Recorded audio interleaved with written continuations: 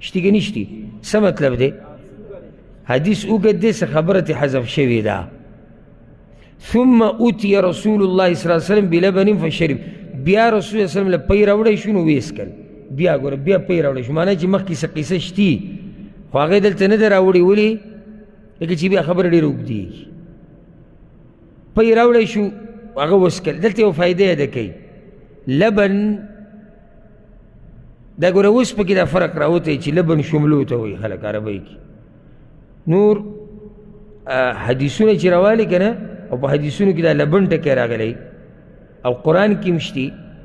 نو مراد ترې څه دی پی ته مراد دي شملې ته نه دي مراد څه دي مراد دي پی نو ځکه ګوره چې صرف د ځان سره کتاب یخودی او ترجمه کې یا رسول صلی الله علیه وسلم له یو پورې شملې راوړی شوې او شملې خو نه او پی لکه تاسو ته ما ویلي که نه زه یو مجلس کې ناست یو کس هسې ځان مولا مولا کو ډېر ځان هوښیار کو څه وله ورتلو نو خو غریب لګیا او بس غلی ناست شو زموږ والد صاحب الله دې وبخي الله دې په رحم وکړي هغه هم ناست نو هغه مشرانو خپلې خبرې کولې بس زه غلی ناست خپل ګپ شپ یې لګو نو په منځ کې پکې دا خبر رالی چې انسان ته هېڅ پته نشته د خپل رزق او خپل تقدیر نو هغه وایي چې والله په قرآن کې ویلي چې وما تدري نفس ماذا تکسب غدا هېڅ نفس ته دا پته نشي چې سبا ماسپښین به څه خوري غدا تر سبا غدا دغه ته ماسپښین د ډوډۍ ته مشهور ټکی دی عامو خلکو مسافري چې وکړي دا ټکی یې زده کړی که نه چې غدا خو د ماسپښین ډوډۍ ته وایي خو دلته غدن دی غد سبا ته وایي نو الله وایي هېڅ نفس ته دا پته نشته چې سبا به څه کېږي سبا به دی څه کوي هغه ورته ترجمه وکړو هېڅ نفس ته دا پته نشي چې سبا د ماسپښین به څه خوري دا بس ټکي موږ وله په خپل ذهن کې ترجمه راوباسو لکه اوس الله قرآن کې دا وایي احل لكم صيد البحر وطعامه متاعا لكم وللسیاره سیاره دې موټر ته نه وایي سیاره قافلې ته وایي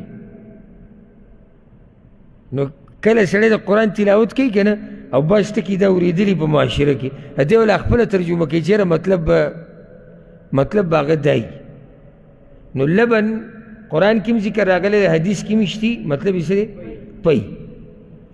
نو رسول صلی الله علیه وسلم چې کله پی وسکو نو دی وایي اذا سقیا لبنا فلیقل منځ کې بیا درې نقطې دي یعنې څه خبره حذف شوې او چې په چا پی وسکولی شي نو ودې وایي اللهم بارک لنا فیه وزدنا من یا الله زما دپاره په دې کې برکت واچوه او د دې نه زیات راله راکړه فإنه ليس شيء يجزئ من الطعام والشراب إلا اللبن بس یقینا هیڅ څیز نشتی چې د خوراک او څښاک نه کافي شي سوا د پیو نه پوه نه شوې دي معنی دا ده چې پی د خوراک او د څښاک د ټولو ځای نیسي خو په خوراک او څښاک کې دې څه نشي چې پیو ځای ونیسي یعنې یو سړی دی نور هېڅ هم نه خوري او نه څکي او صرف پی څکي خوراک هم میلاویږي څښاک هم میلاوي طاقت پکې دی ناشنا طاقت الله به پیو کې اچولی دی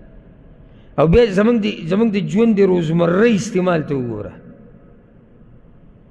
پی څومره استعمالېږي الا دا چې کنجوسي دا خبره نه کړو هغه سور چیته او شین چیته به یې دین شوی وي دا معدې له ښایي نور پی چې دي هسې خلک څکي په خوراک ډوډۍ پکې ماتوي بعض خلک هګۍ سره خوري په ماشوم ته وګوره 2 کاله پورې پی نه څکي بیمار چې ډاکټر له ورشي پی ډېر څکه بعد چې د شپې وده کېږي بیا پی وڅکي پکې نورې غم خادیانې راشي په هغې کې څه پخی را پخی پی استعمالي نو پی یو ناشنا خوراک هم دی او څښاک هم دی